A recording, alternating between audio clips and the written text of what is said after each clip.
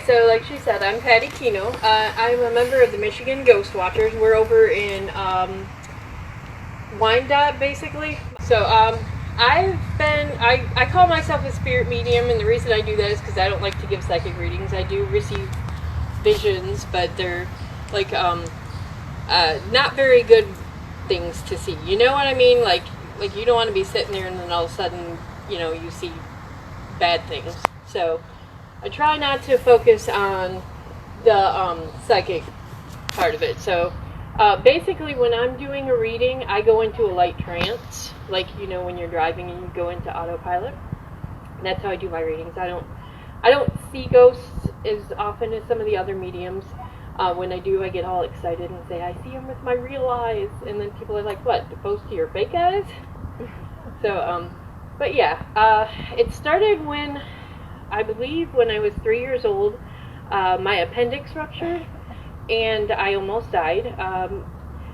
I had an out-of-body experience, and I went to my home at the time, and a crow came out of the sky, and he told me that I could come home with him or stay down here and help people. So I chose the latter, of course.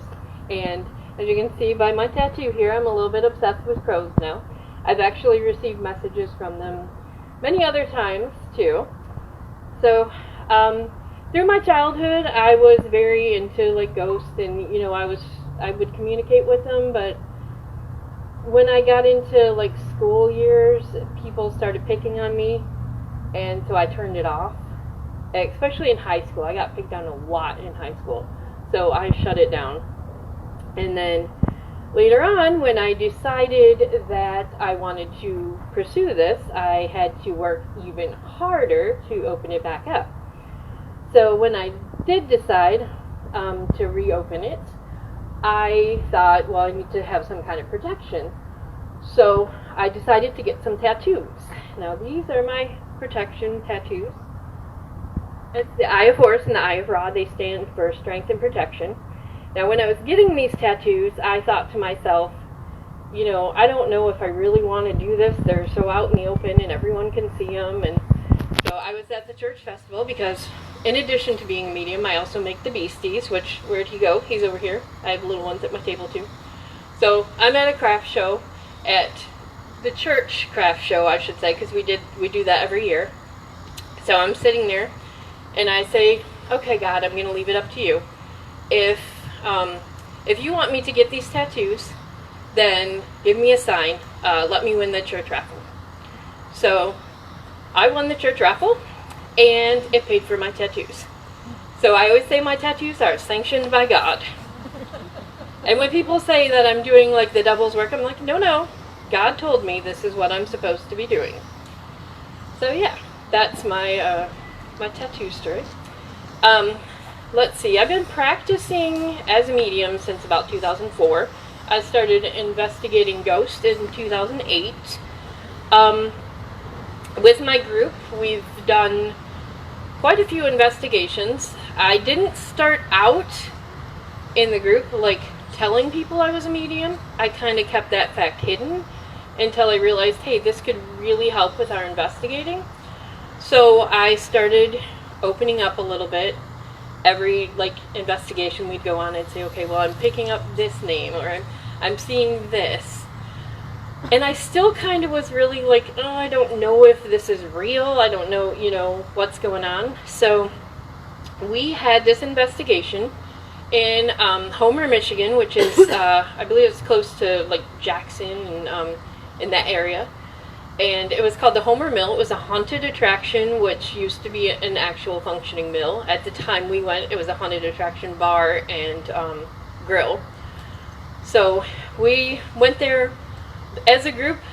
Our group went there about 5 or 6 times, but I think me and my brother, we went there 3 or 4 times, I think.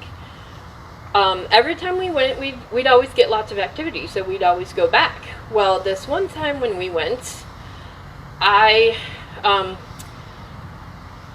first of all, when we went in, it was just crazy. I mean, there was so much activity there, I can't even remember it all. Like, when we first walked in, Jeff and I were late, because, I'm always late. I have no concept of time. So we walk in and we're getting our equipment out, and you know those audio recorders, they have a little hold switch on them. We always we turn them off, put them in our bag on hold so they don't turn on. Well, Jeff pulls out his audio recorder and it's on and recording and in hold. So we didn't know what that was about, so I'm digging around in my bag, like I had my head all the way in the bag looking for mine.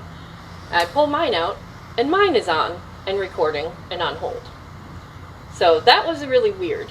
And we didn't really think anything of it, but when we listened back to it later, Jeff's audio recorder got Jeff on his. And so everyone kept saying, that's you, that's you. I'm like, no, my head was in my bag. There's no way I could have said it. I was all the way, we're like this far apart in the room. And when I listened back to mine, there was, they're coming, they're here on mine. So that was pretty awesome. But as we're walking through this place, we were there for a couple hours. We spent some time in the basement, and I'm kind of have a sweet tooth, so I always had candy in my pocket. At the time I had Tootsie Rolls, so I was sensing a spirit of a small girl. So I said, would you like a Tootsie Roll? I'll put it down here and you can have some candy. And one of the other investigators got an EVP saying, ooh, candy. So that was kind of neat. And I always tell them, like, I can't leave this candy for you. If you can take it now, you can have it. But I have to take it with me because I don't want mice to come in here and eat the candy. So I picked up the candy and I put it in my pocket. And when I got home, like, I had one in each pocket. The one that I had tried to give to the ghost was still ice cold. And this was like 3 hours later. The other one was like melty and gooey. You know how they are when you have them in your pocket. So I thought that was kind of cool that it was still ice cold. So as we're walking through this place, we kind of, usually we separate, but for some reason this night we were all together. And like doors would be closing in front of us as we're walking through. And we were up in this one area, it was a silo at one point. And all of us were sitting on this spiral stair. And we heard footsteps walking above us where there used to be a floor, but there was no floor there. So that was kind of cool. I didn't catch it on audio, but it was still really cool. And I also practice psychometry, where you touch something and you can see visions. And at one point during the night, I touched the wall and I saw a fire. And I said, well, has this place had a fire before? And they said, yeah, it caught on fire, and they built it and then they burnt it and then got the insurance money and then rebuilt it. Like, they did that on purpose. So I was just like, okay. And then when we were up in on the spiral staircase, I went into like a light trance, and I saw a vision of a clock, and it said a certain time on it. And I just told everyone this is what I saw, and they're like, okay, cool. And that night, for some reason, our group leader decided she just wanted to go. And I'm like, why do you want to go? There's so much stuff happening.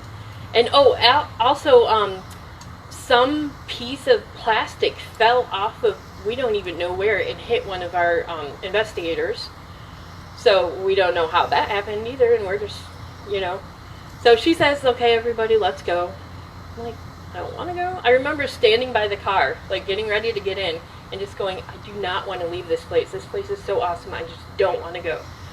But we ended up going, and we went home, and the next day I was getting so many Facebook messages and emails and phone calls. Like, they were all saying, oh my God, are you all right? Like, what are you talking about? Turns out the Homer Mill burnt to the ground right after we left it, and it happened at about the same time that I saw on the clock. So after that, I decided this is real. This is something, there's something here. So after that, yeah, I've been investigating ever since and working on opening. I'm still trying to reopen. It's been a long time, but I'm learning slowly. Where were we at the yacht club? Adam and I, he was pretty much about as far away as he is now. And I found out that I can see energy. And I never knew I could see this before. And so, like recently, if someone is sitting like with a white behind them, I can see like an aura of energy. So I was sitting, I'm looking at Adam practicing, like, I call it turning my eyes off, because it's kind of like you unfocus your eyes, and then there's like an aura around him. So I'm sitting there, and I'm looking at him, and all of a sudden I just see this, like, something just go out of his head, and then, like, down his shoulder, and I'm like, that's weird. So I asked him, I'm like, Adam, did you feel something? And he just went, and I was just like, holy cow, I cannot believe I just saw that. So that was really cool. So it's really hard for me to trust my gift, and I really should do it more. I don't like giving readings, although I do. I mean, I want to give readings like really bad, but I'm really nervous about it. But yeah, I've been like pretty spot on with some of the readings I've given to my friends and stuff. So eventually I would like to get back into doing readings. Let's see. I can't think of anything else. Is there any questions? Ooh, I got another story for you too. So, when you get into the paranormal, a lot of people just think it's ghosts. But I actually had an experience with aliens. Now, for the longest time, I never told anybody this, because when you talk to someone who's into ghosts and you tell them you saw aliens, they're just like, psh, yeah, right, I can't believe that.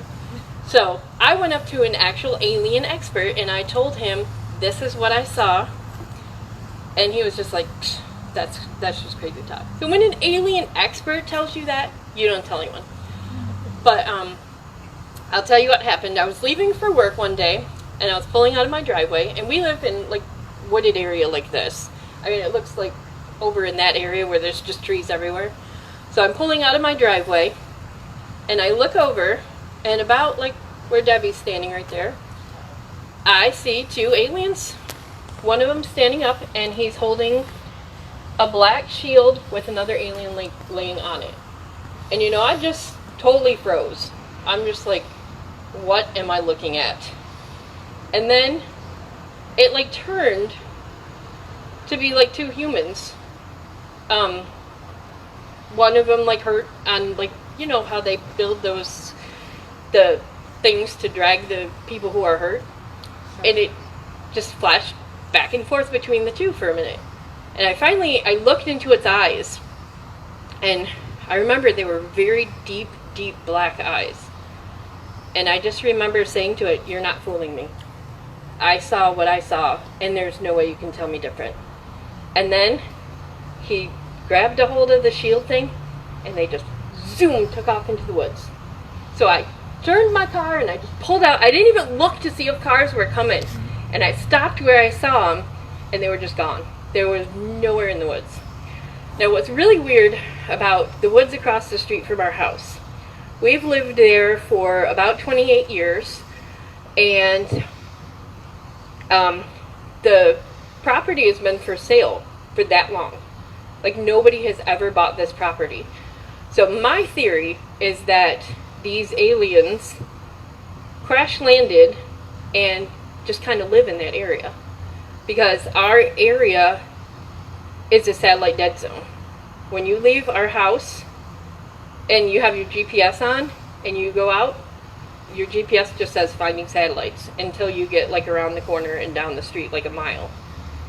And it's just really weird that, why would it be a dead zone? In our house, like, we can't pick up any like cell phones. AT&T is the only service that'll pick up at our house. My dad had to get a booster for his Verizon just so he could get it.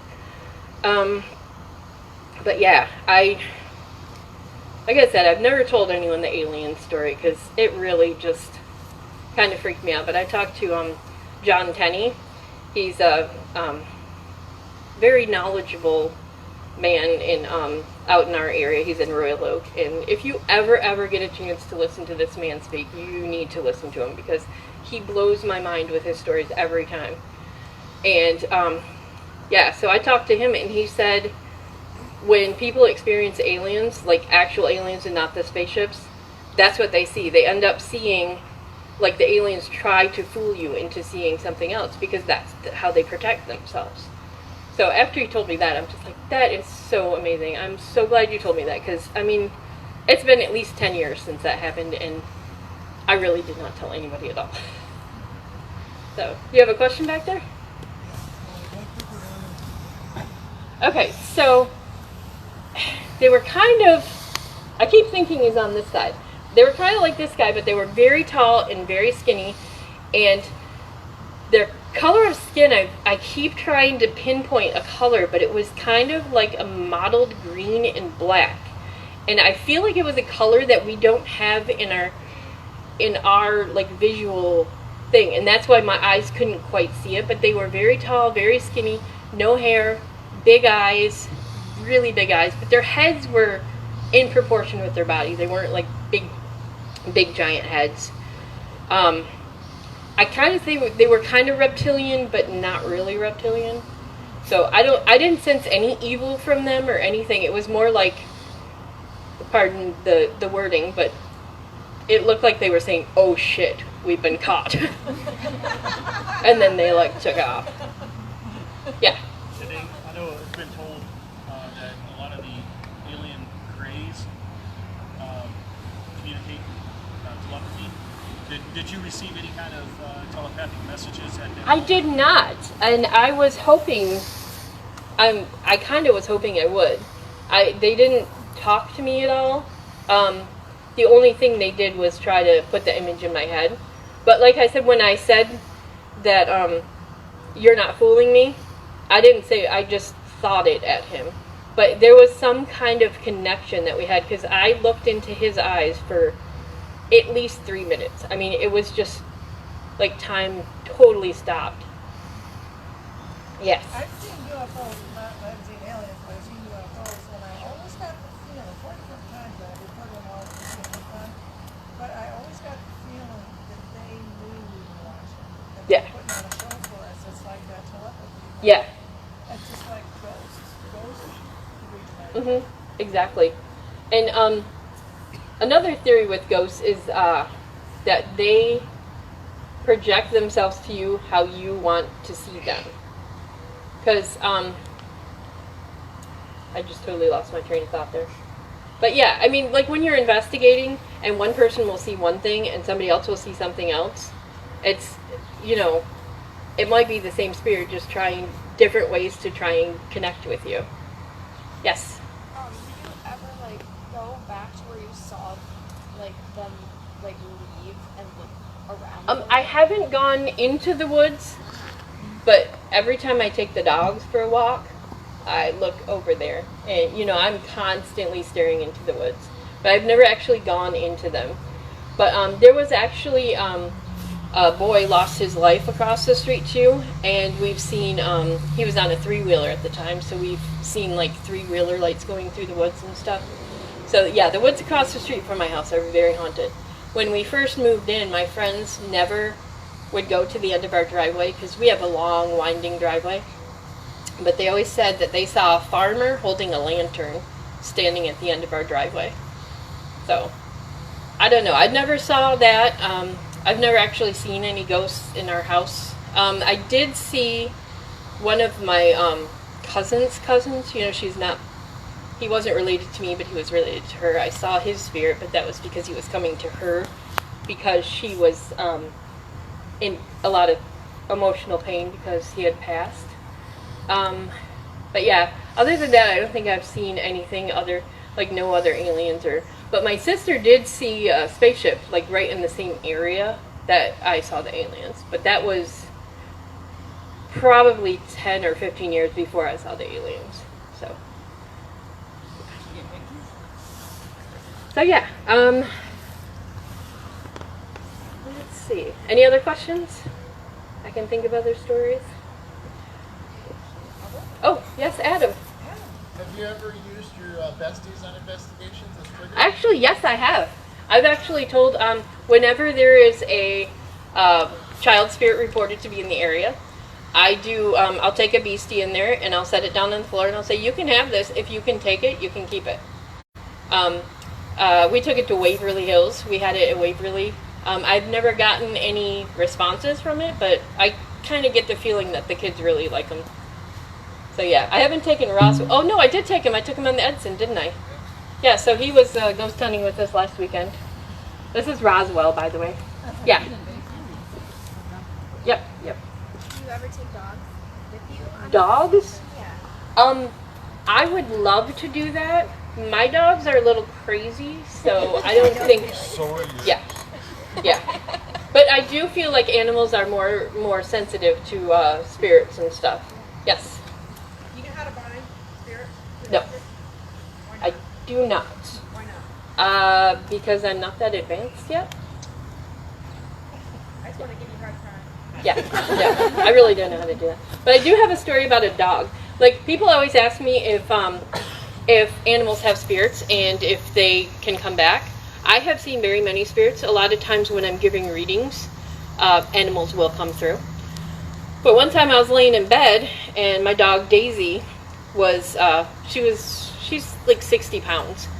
And I felt her stand up and like was moving around. So I reached out, I opened my eyes and I saw her standing above me and I reached my hand up. I'm like, what's wrong? And my hand just went right through her. And I'm like, Daisy, and she was at the bottom of the bed sleeping. So I don't know what dog was in the bed with me, but I said, hey, I don't care if you come on in. We got room up here. So yeah, and I've had in investigations we've seen ghost cats. We actually on our website, ghostwatchers.net. Michigan Ghostwatchers. MichiganGhostwatchers.net. There is a picture. I think there's a picture of the cat. It's Yeah. The restaurant was called the Pickle Barrel at the time, but it's actually the Willis, or it's in Willis, and it's Bonehead's Barbecue now. But yeah, we got, another investigator got a picture of the cat. But yeah, yes. What's that? Oh, what do the ghosts look like? Yes. Most of the time when I see ghosts, they are transparent. I do have where I can see if somebody looks out of place, like if I see someone wearing like a baseball uniform or something, I'll turn to the person I'm with and I'm like, is there a guy over there in the baseball uniform? And they'll either say yes or no. One of the times I saw 3 people walking through the Metro Park, and I said, oh, look at those people, they look so happy. And they're like, there's only one person there. And I was like, okay, that's a little weird. I also have this strange ability, which I cannot control it, but I can see people's past lives. I was at work one time, and I saw these 2 little kids. It was like 4 and 5, maybe, 2 little boys, and they were just horsing around by a cart. I'm like, why are those kids all by themselves? And when I turned to look at them again, it was an old woman and an old man, and they were just kind of like goofing around their cart. So I thought that was kind of neat. And I've also seen people in Civil War uniforms, because I worked at Borders, so I would check people out, and I would kind of, Checking them out. yeah, checking them out. How'd your husband feel about that? I don't have a husband. I'm single. Single? Checking them out. I was checking them out. Okay, cool. Yeah. So, but yeah, actually one time, I handed somebody their change, and when he took it from my hand, his hand brushed mine, and I heard in my head, he's a serial killer. And what do you do with that, you know? I just said, have a nice day. I'm not going to go to the cops and say, hey, this guy's a serial killer. How do you know? Well, the voice in my head told me so. Yeah. So, yeah, I've gotten a lot of weird impressions like that. But I can't do it on command. And one of the things I hate, drives me insane, when people find out I'm a psychic, they always say, what's the winning lottery numbers? Well, if I knew the winning lottery numbers, I wouldn't be here. I'd be rich. So yeah, I can't. We try every night. Me and my mom will sit there, and when they're doing the daily 3 and the daily 4, we'll just spout out random numbers. You never even come close. Yeah. So yeah, that's one of my little pet peeves when they always ask me that. Just like, ugh. So yeah. Any other questions? All right. Okay. Thank you, Pam. You're welcome. Thank you.